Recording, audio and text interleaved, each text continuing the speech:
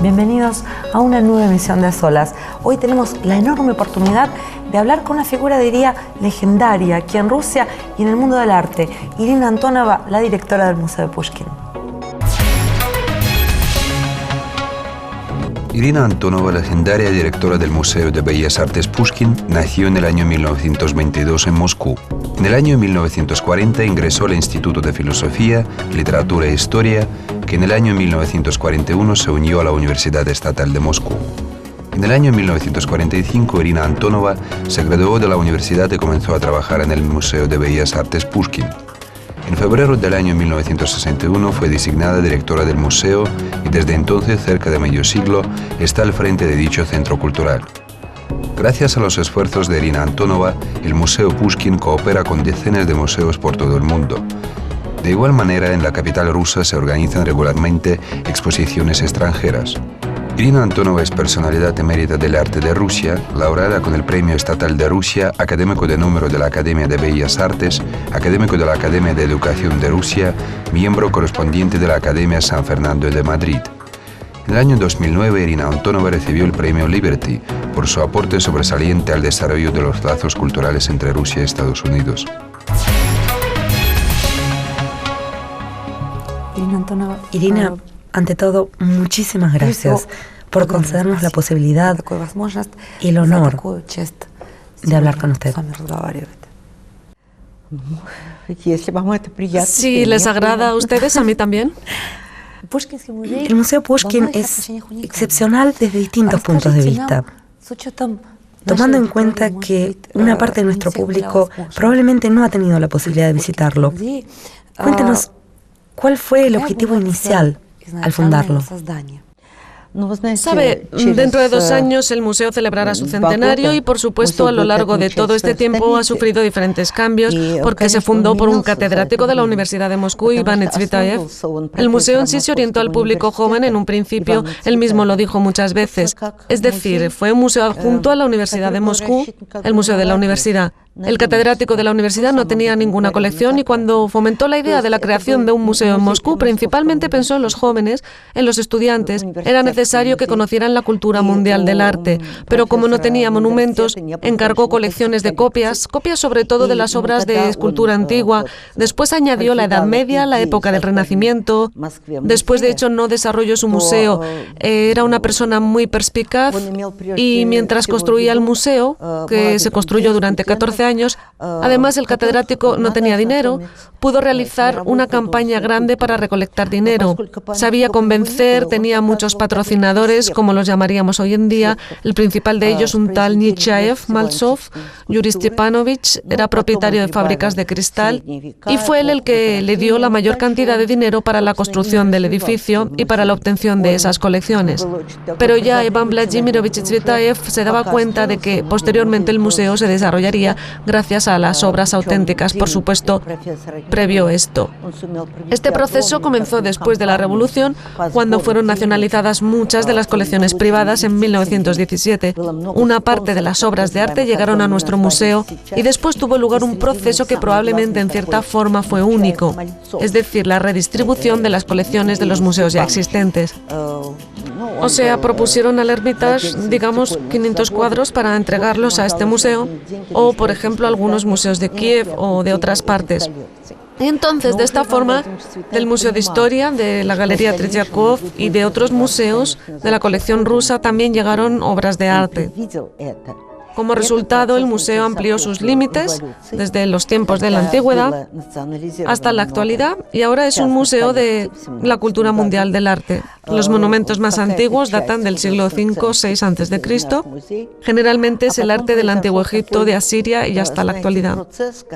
En las siguientes décadas del siglo XX llegaron obras de arte por diferentes vías. Y digamos que la adquisición más importante fue en 1948. En Moscú existía un así llamado Museo del Nuevo Arte Occidental. Era el Museo de los Impresionistas y los Postimpresionistas, que fue creado por 2 grandes coleccionistas rusos, Sergei Shukin e Iván Morozov. Ellos fueron los primeros en empezar no solo en Rusia, sino también los primeros en todo el mundo, junto con los estadounidenses Gertruda y su hermano Leo Stein. Empezaron a reunir las colecciones de los impresionistas. en los tiempos cuando no lo hacía ni el Louvre. Es más, al Museo del Louvre le propusieron esa colección y la rechazó. Entonces, en Rusia aparecieron unas colecciones realmente únicas. Y entonces, a base de esas colecciones nacionalizadas en los años 1917-1918, fue creado este Museo del Arte Nuevo de Occidente, en el cual se encontraban obras maravillosas. Pero en el año 1948, desafortunadamente, este museo se liquidó. Una parte de sus colecciones fue entregada al Hermitage, a Leningrado, hoy día San Petersburgo, y otra parte fue entregada a nuestro museo. Llegaron muchas donaciones por parte de muchos pintores. El pintor Diego Rivera, Siqueiros, si hablamos de América Latina, nos regalaron sus obras artísticas y ahora forman parte de nuestras colecciones. Las tenemos expuestas. O el famoso escultor Botero también donó algunas de sus obras, hizo una exposición en nuestro museo y después dejó algunas de sus obras para nosotros. Teníamos muchos donantes maravillosos, nos regaló cosas Fernand Léger, de los pintores franceses, su secretaria, una estupenda mujer rusa de Siberia, Lidia Nikolaevna Yelektorskaya, una mujer muy famosa, pasó 22 años con Matisse, era su secretaria, su modelo. Bueno, una mujer rusa con un gran amor por Rusia y nos regaló muchas obras de Matisse, porque compraba cosas suyas, era una mujer muy estricta, algunas cosas que él le regaló después las dejó en Rusia. Por eso nosotros y el Hermitage ahora tenemos obras de este pintor francés tan famoso como Henri Matisse. Si el museo se componía de 9.000 objetos expuestos, principalmente en moldes de yeso de los originales, hoy en día tenemos alrededor de 700.000 muestras. Casi 60 veces más grande es nuestra colección. Es así como nos acercamos a nuestro centenario. De todos los logros que usted ha tenido, ¿cuál considera que es el más significativo? Está claro que una persona sola no puede con un museo. Es obvio que trabajo con un equipo. Hemos tenido exposiciones maravillosas de Estados Unidos, 100 obras maestras del Museo Metropolitano. En aquel entonces los estadounidenses nos trajeron cosas absolutamente estupendas. Alguien vino de Europa y me dijo, ¿qué trajeron todo esto para ustedes, para la exposición? Y yo dije, sí, pero están locos, esas cosas no envían a las exposiciones. Pero lo hicieron. Después tuvimos muchas exposiciones de Francia, trabajamos mucho con Francia, obras del Louvre, del Museo d'Orsay, del Centro Pompidou, museos británicos, galerías nacionales. Y sabe, llegaban exposiciones de mucha importancia. Colaboramos mucho con Alemania, con España, organizamos una exposición estupenda llamada Tesoros del Museo del Prado, compuesta por obras de Velázquez, Goya, Rivera, Zurbarán, es decir, los grandes maestros. Todo esto fue un descubrimiento para nuestro público. Además, trabajamos mucho con Italia, pero no solo en una dirección, o sea, no solo ellos nos han mandado cosas. Fuimos nosotros quienes les enseñamos el arte de Marc Chagall. Yo conocí personalmente a Marc Chagall, lo vi en Francia, después en el año 1973 visitó nuestro museo, nos regaló muchas de sus obras gráficas. Fuimos los primeros en mostrar obras de Dalí, famoso pintor español. Así que se puede decir que hemos tenido nuestros logros en el sentido de dar a conocer al público ruso el arte, igual que el arte de nuestros días. Tuvimos exposiciones de arte estadounidense, por ejemplo, Andy Warhol, o el arte alemán de Joseph Beuys. Son los maestros de la vanguardia. Lo hicimos cuando nadie lo hacía en Rusia. Usted le ha dedicado muchísimos años a este museo. A lo largo de su carrera, ¿cómo han ido cambiando los que vienen a visitarlo? Me gustaría mencionar que las personas que ahora visitan nuestro museo vienen mejor preparadas. Cuando vienen ya saben algunas cosas. Sin embargo, sabe, en los últimos 30 años ha aparecido mucha literatura sobre el tema. Cuando yo entré en la universidad había muy poco. Ahora tenemos más reproducciones buenas, más programas de televisión. Entonces, aunque sin querer y sin tener gran interés, se aprenden muchas cosas de la televisión. Entonces, la preparación informativa de los que vienen hoy en día es más alta que antes, digamos, si la comparamos con la época de la posguerra, de todas formas es mayor. Me acuerdo de cuando empecé a trabajar en el museo, llegaba el público, iban a la sala de Italia, principalmente mujeres, y veían a David desnudo y ocultaban el rostro, tenían vergüenza de mirarlo. Sin embargo, ahora lo miran desde un punto de vista muy diferente. Es decir, lo entienden que es un desnudo natural, que es un joven hermoso, un atleta, etc. O sea, antes existía una actitud primitiva ante el arte, pero ahora ya no. Y si hablamos de la actitud de la gente a lo que ve, ¿Qué cambios ha observado usted? Desafortunadamente, entre las masas del público esto no se observa. Yo entiendo qué quiere decir usted. Un salto en la calidad en términos de percepción del arte no la observamos en gran manera. O sea que no podemos hablar de una dinámica en ese sentido. Sí la hay, pero no es tan impresionante, pues no es tan impresionante. Tal vez ha aparecido más gente que, digamos, vive en el arte, pero hubo un periodo muy difícil. El periodo de nuestros años 90 fue muy difícil. El público se apartó de los teatros, de la ópera, de los museos. Bueno, esto tenía que ver con la economía. Ahora el público está volviendo al arte. Hay gente que, por el contrario, considera que es precisamente en los tiempos difíciles cuando más se recurre al arte, como una fuente de algo puro, algo elevado. Una belleza. Para compensar eso que falta en la vida cotidiana. Usted, en cambio, dice que los años 90 fueron un periodo duro. Tal vez aquellos años no fueron tan duros. O sea, podemos decir que usted no está de acuerdo con esa opinión, que no cree que sea así. Bueno, puede ser que usted tenga razón porque me recuerdo a mí misma en los años de la guerra. Iba al teatro frecuentemente y a los conciertos. Aún recuerdo la sala de Tchaikovsky, esta sala grande de conciertos que tenemos. Llegué a un concierto de mi pianista favorito. Llevaba Balinki, unas botas de fieltro, guantes, un chaquetón guateado y él salió al escenario. Era el año 42, con guantes pero con las puntas cortadas para que los dedos quedaran libres. No estaba puesta la calefacción, era enero, hacía un frío tremendo, pero la sala estaba llena. Todos estábamos allí. Y hay que decir que también había bombardeos durante la guerra, pero todos acudíamos, lo necesitábamos. Interpretaba a Chopin. Era Safranicki. Necesitábamos escuchar a Chopin interpretado por Safranicki. Y después también en el año 42, recuerdo muy bien la fecha, fue el 30 de marzo de 1942, interpretaron por primera vez en Moscú la séptima sinfonía de Shostakovich. Fue en la sala de columnas de la Casa de las Uniones. Llegué a este concierto a las 12 al mediodía, pues por la noche había bombardeos y era imposible organizar eventos. Pues se interpretaba por primera vez la séptima sinfonía, que era impresionante. Pero cuando ya terminaba vi que delante de la orquesta se colocaba un hombre con uniforme militar y entendimos que en la ciudad habían anunciado la alarma aérea. ¿Me entiende? Él esperó, todo terminó, se dieron aplausos, salió y dijo, les pedimos que bajen al metro, pero la sala estaba llena. Por eso lo digo, lo mismo pasaba con los teatros. No había muchos teatros en Moscú porque la mayoría de ellos los trasladaron a Tashkent, a Ekaterimburgo. De todos modos, los teatros funcionaban y se llenaban. En este sentido, usted tiene razón, la gente vivía el arte, tanto el teatro como la música, y hasta una música tan complicada como la nueva sinfonía de Shostakovich. No es en absoluto una música fácil, especialmente si se escucha por primera vez. Pues así fue como vivíamos. Por eso usted tiene razón. Ahora también los teatros están llenos, los cines y los museos están llenos. Ahora, digamos, todo está en orden. Hacemos una pequeña pausa, pero no se vaya, que en un par de minutos estamos de vuelta.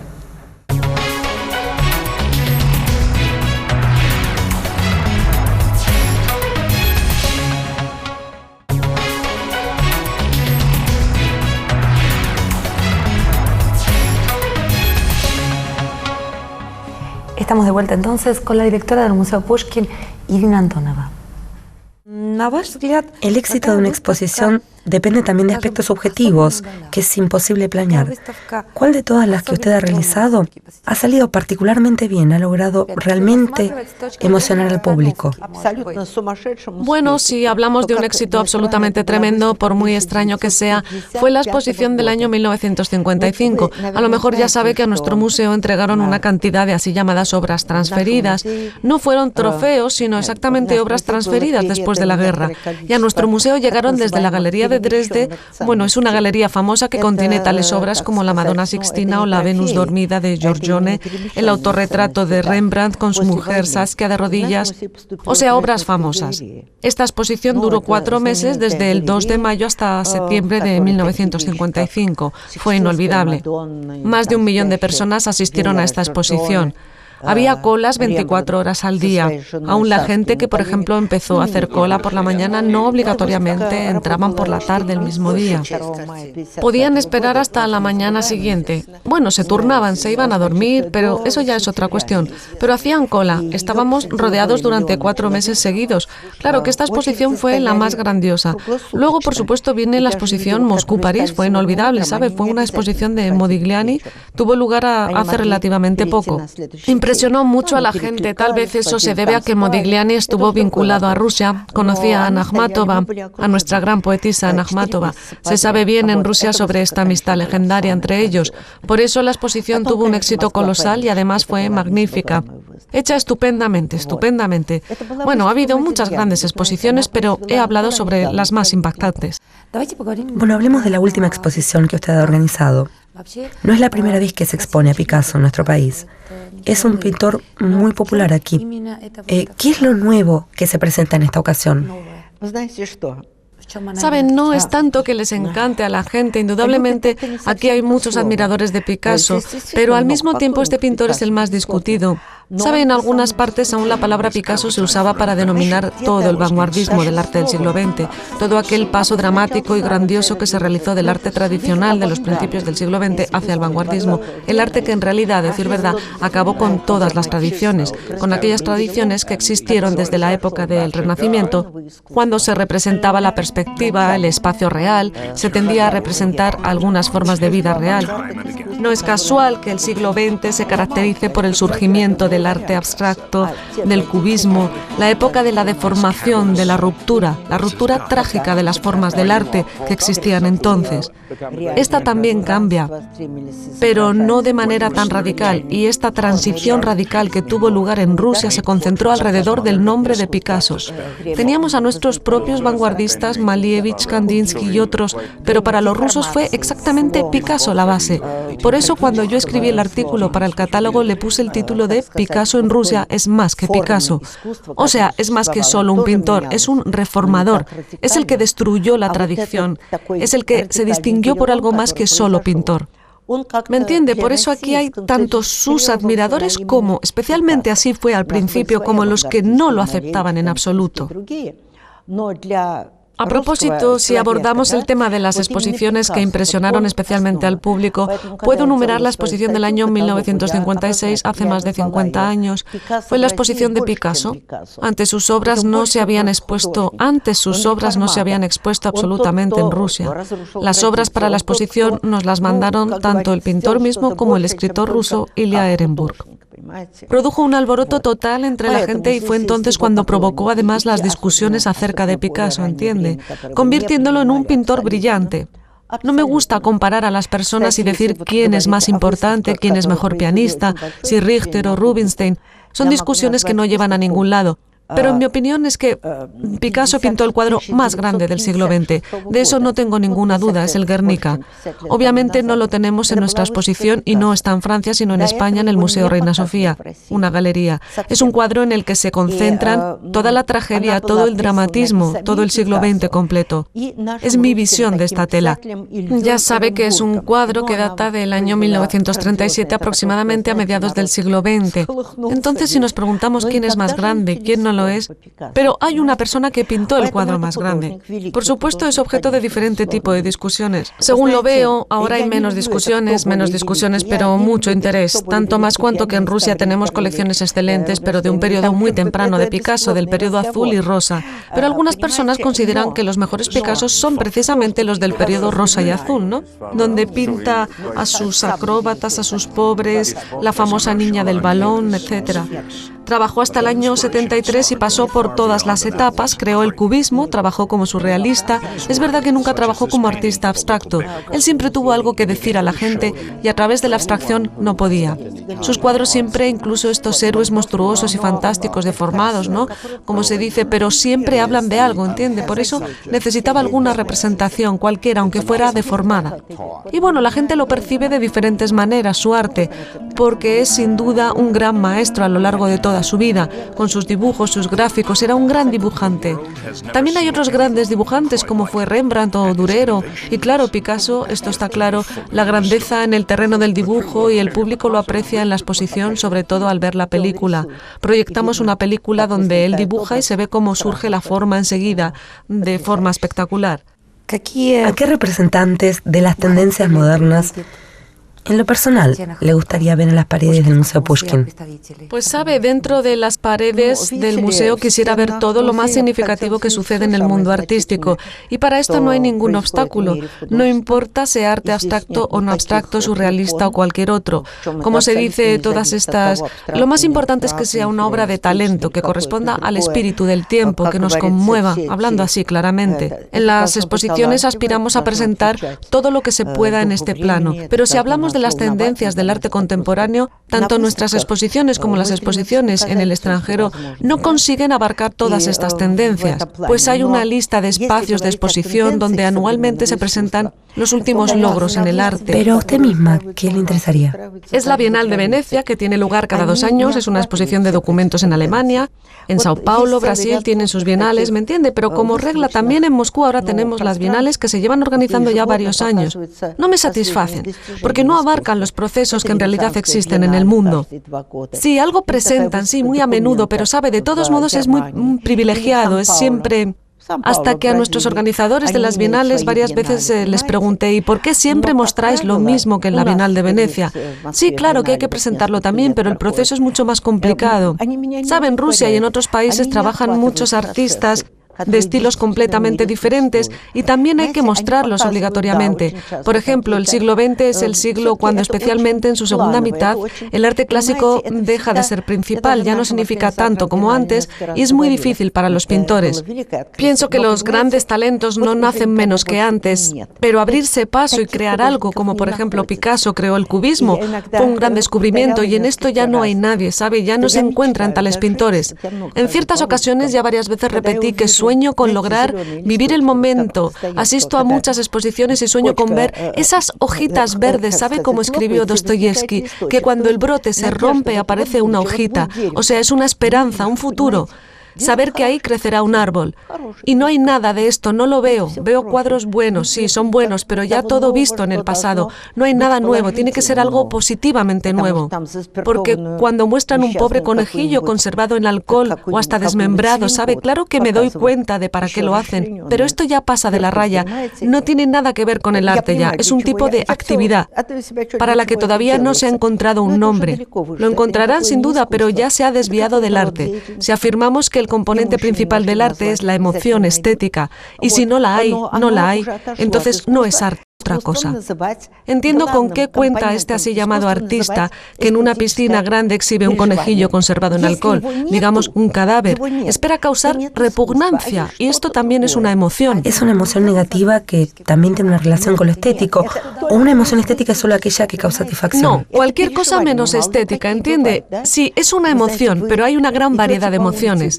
Sí, sabe, por ejemplo, vas por la calle y de repente pisas algo muy desagradable. Te deslizas y es desagradable. Es una emoción, pero no es una emoción estética.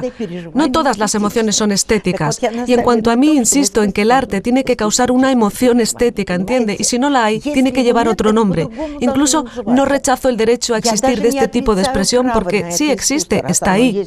No necesitan mi aprobación, no la necesitan, existe, solamente que no es arte. Es en lo que insisto, que no tiene ninguna relación con el arte. Y cuando asisto a nuevas exposiciones busco esas hojitas verdes y entonces encuentro muy pocas. Aunque encuentro mucho, esas hojitas no las encuentro. Encuentro simplemente no malas obras tradicionales o no tradicionales, pero no veo nada nuevo. Bueno, pero por lo menos una promesa, digamos, de esa hojita. Algo que le dé un indicio, que le permita divisar una perspectiva. Le voy a decir lo que me parece a mí. Lo presiento, pero todavía no lo veo en ninguna obra. Y aunque le pueda parecer algo raro, esto vendrá de lo que llamamos, no es lo que llamamos surrealismo, pero es sin embargo lo que se observa en Vermeer, un pintor holandés del siglo XVII. Parece que todo está en un lugar en el cuadro, pero junto con esto hay una aproximación máxima a la vida real, como si pareciera, pero de hecho no es así. Pues estas cosas, por ejemplo, en la Galería Frick de Nueva York, vi un cuadro suyo pequeño, un oficial con una joven sonriente. Hay una mesa tras la cual está sentado un oficial, no vemos su rostro, lo tapa un sombrero enorme del siglo XVII. Enfrente de él está una chica que sonríe.